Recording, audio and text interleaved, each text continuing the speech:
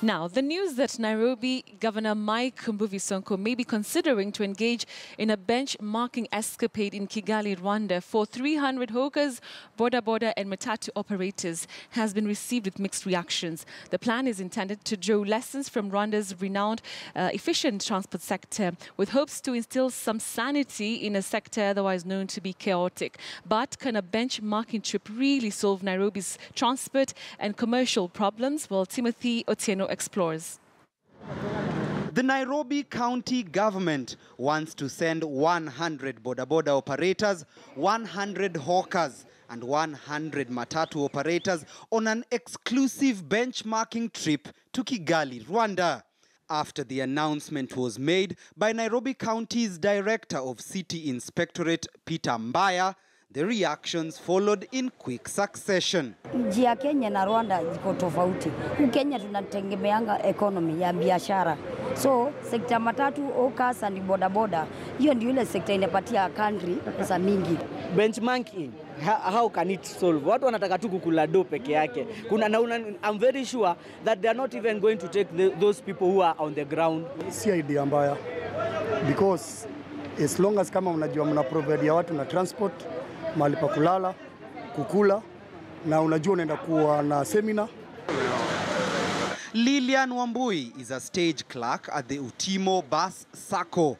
We find her on her daily routine of tracking the accounts of her fleet of buses along Mfangano Street.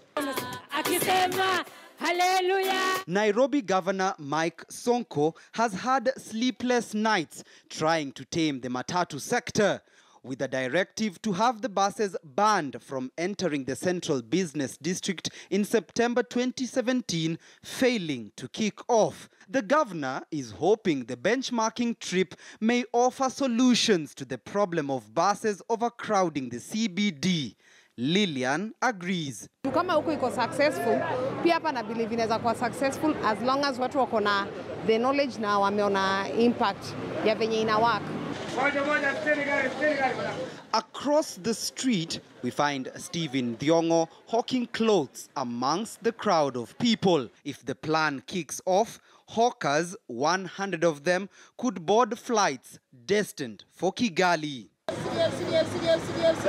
But Stephen, unlike Lilian, is not so optimistic that a field trip can help get rid of the growing numbers of hawkers along Nairobi streets. Hiyo ni kupoteza wakati, alafu public resources, wastage of public resources, kwa kuwe orderly na order manner, ndio at least.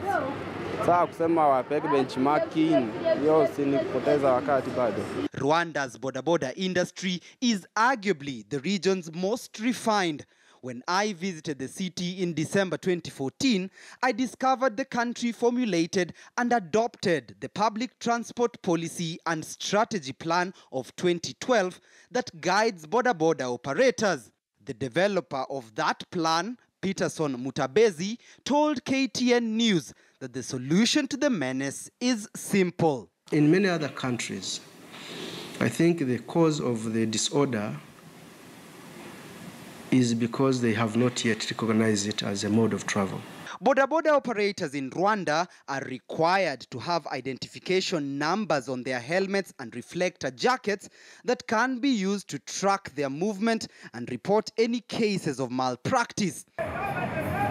In Nairobi, the county government's push to have bodas banned from the CBD fell flat after the operators moved to court. The county is yet to give details on how the shortlisting exercise for the 300 people will be conducted, even with the budget for the trip yet to be concluded.